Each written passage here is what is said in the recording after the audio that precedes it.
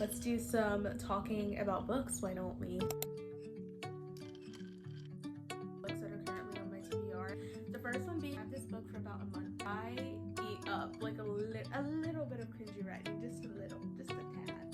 Romantic storyline, just being like a good old little romance, rom-com vibes, and I'm all for that.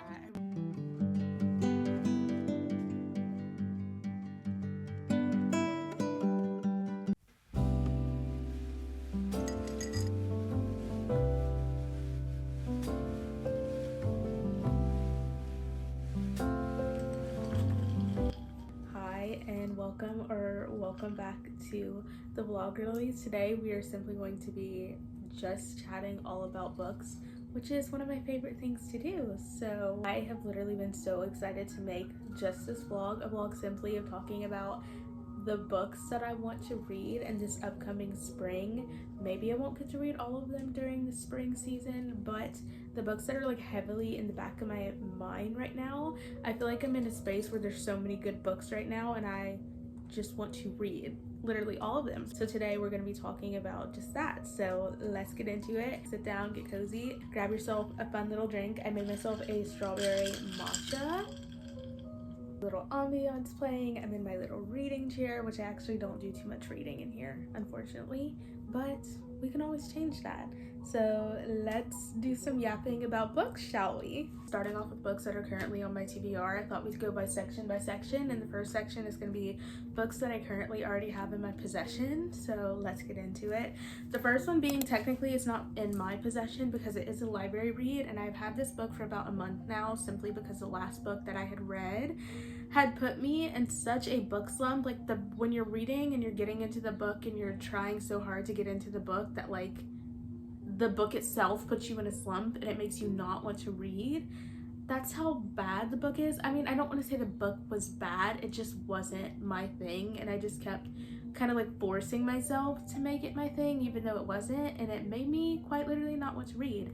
So I definitely can say it's gonna be probably a little harder getting into this book after coming out of that one, and definitely from the future, from reading that last book, I learned that in the first few chapters or pages, if the book isn't my thing, to not be ashamed to simply DNF it. I have started into this book. I'm about like 20 pages in. I am very excited about this. This is to be my third read by Ali Hazelwood, and so far I have loved every single one of her books.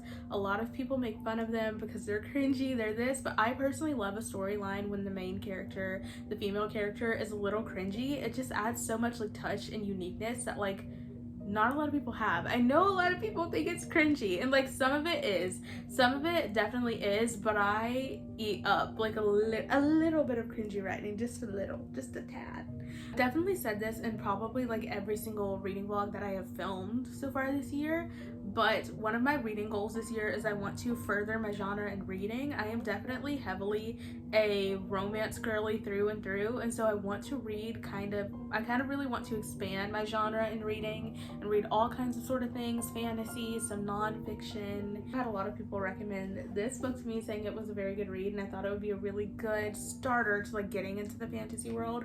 This book is my first read of wares and vampires, and I'm not sure. I feel like I'm not sure like how I'm gonna feel, so only time will tell and only reading will tell. So I am very excited to get into this, considering this is gonna be my first read of like a were and like vampires storyline. I am very much aware, and like I am very much like aware and have like accepted the fact that this book is gonna be quite a bit cringy because it's going to be following the storyline of were and vampires, and I think this is also a fanfic, if I'm not wrong. I think most of Ali Hazelwood's books are, and immediately I'm only like 20 pages in, and this is reminding me of Twilight, between like the feuds and the tension and everything. And so, which Twilight is definitely another thing that I do want to read because I've never read it, and so I'm very excited about this one. Going on to my next two reads that I currently have in my possession are actually reads that I got from a bookstore, and I have not bought books in like months. I think last year I only bought like maybe one or 2 books total. So I've definitely, last year my goal was to get used to using more of my local library abilities, and I definitely succeeded with that goal. So with these 2 books I'm very excited to read. I actually got them for Easter. My mom got them for me.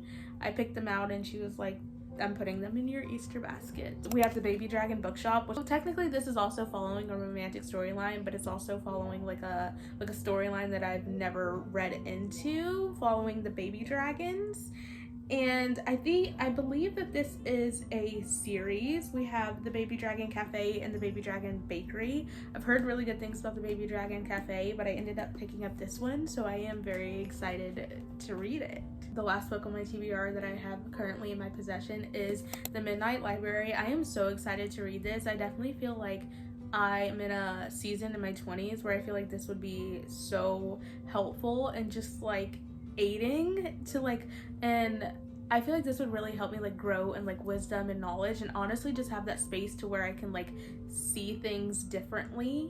If I'm being honest, this book follows the storyline of Nora. She enters the Midnight Library, and what's so interesting and cool and unique about this book is each book on the shelf, it has like a different alternate like universe. Each book has like a different alternate life, like if that makes any sense. So like whichever like book she would choose, it has like an alternate life of, oh, like things could have gone this way or things could have gone this way if I chose this.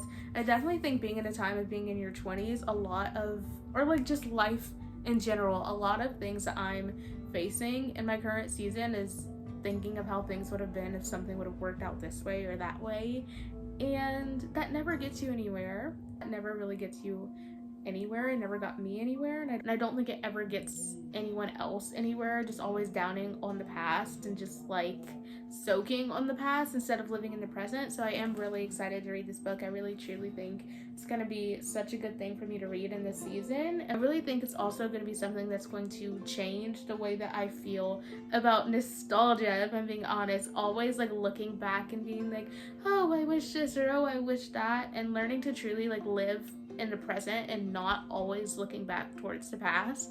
I'm really excited to read this one. Okay, so we've reached my next section of books on my spring TBR, which is books that are like heavily like building on like my anticipated, like, oh, like I want to read these books. So we have the option of like going to the library to find them and getting on a wait list, or just going out and buying them myself. One of the things about reading from the library is so cool is like you get to support your local library, obviously, and you get to read the book for free, but then if you really like it, you're gonna have to like buy the book just so you can have it in your possession. So I'm like, should I buy the book? Should I borrow the book?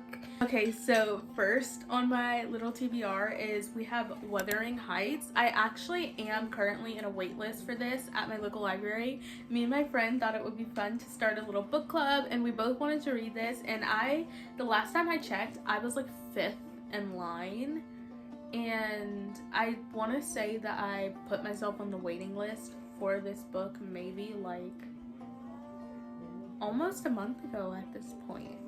So it's definitely been like accumulating. I've seen the movie out, and I've seen everybody literally just like freaking out over it and obsessing over it. And so of course when someone's obsessing over something, I'm like, I have to see what the hype is. And for me, I feel I have to read the book first. Like I could watch the movie first, but I feel like lately, whenever I was younger, I would always be like, oh, I'm a movie person first, because I feel like the movie brings the book to life, but also the book always has so much more detail that the movie doesn't.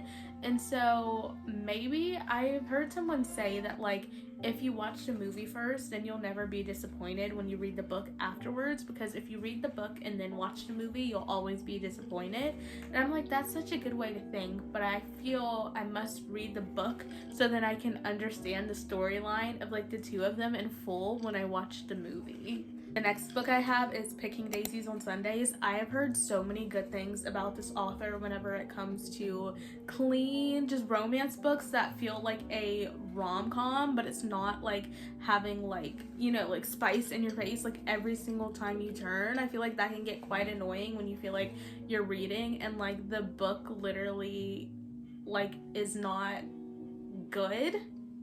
It's just spice like here, there, like everywhere. Like that is so incredibly frustrating. but I love a book that feels like just like a cozy little rom-com, and I love cozy little rom-coms, so like a book that feels like a cozy rom-com, like I don't know how I can get better than that. I know she also has another book too as well. I believe it's called Don't Be in Love. I've also heard a lot of good things about those, so that's definitely on my reading list as well. The next thing, I feel like this one kind of follows the category of the Midnight Library, but it's Everything I Know About Love. I've heard so many good things about this book. I also think this will be another book that will really just honestly just like open my mind and change the way that I think about things. And I feel like it would be a really good book to read in this current season of my life, and I feel like reading it I would be able to like adapt and like take a bunch of things from the book that will like help me in my current like life and like seasons and trials. And so I want to read more like self-help books that will like teach me like learning like emotionally and mentally, and ways to learn to like think healthier and better and stronger. Next thing on my reading list is actually a series. It is the When in Rome series by Sarah Adams, which I did in fact read Beg, Borrow, or Steal by Sarah Adams in February. And I actually really did not end up enjoying this book, if I'm being completely honest. I feel like it's very hard for me to admit that I like didn't like a book, but I'm realizing that it's not as like harsh as it sounds. Like the book just simply just wasn't for me. And I didn't realize that the book was like a part of a series until after I read the book. But it's not like the series is not one of those series where like you have to like read according. It's really cool because it's like every single book that she has, they all connect, like all of the characters connect, if that makes any sense. It very much reminds me of the Pumpkin Spice Cafe in that series. That book series is the exact same. Every book connects and like all the characters connect. Like one book will have the character in it, and then like another book will be their storyline. It's definitely like very cool. I read Beg, Borrow, or Steal as a standalone in February, and so I really want to read In Your Dreams, which I think this is a new release. I think it had just came out like a little bit ago, if I'm not wrong. But In Your Dreams, it follows the storyline of Madison and James, which is so funny because, like I said, when reading this book and I didn't know that it was a part of a series, I was just thinking of how I was so intrigued by Madison and James' storyline, and I was expecting to see and like hear more about it in the book, and then I didn't. And so I'm really excited now that this is a series so I can read individually about Madison and James. There's also another book in the series called Practice Makes Perfect. I have also heard a lot of things about it just being like a good old little romance rom-com vibes, and I'm all for that. Okay, so we're actually reaching the last book. The last book on my little spring TBR is I feel like this is literally might be one of the books I want to read the most. It is Wings of Starlight, and I found out about this book last year and I wanted to read it, but I never got to it. If this book is the first book of the series, I believe it's a standalone fantasy novel. It follows the storyline of Queen Clarion and the Winter Guardian. Like we have a forbidden love trope. We have like a they have to work together to like fix the outcome trope, to like save the seasons trope. And I just have a feeling like not only is it going to be like the most whimsiest and like magical book to read, but it's also just going to the forbidden love trope. Like, come on, that is going to be so good. I feel like reading this book is gonna be something that like 8-year-old me would have freaking loved to read that book. So I know that 21-year-old me has to read it too. We have actually reached the end. It's kind of my list that has been accumulating and growing and growing, and it's probably gonna grow quite a bit more of books that I want to read in the spring. I'm so very excited.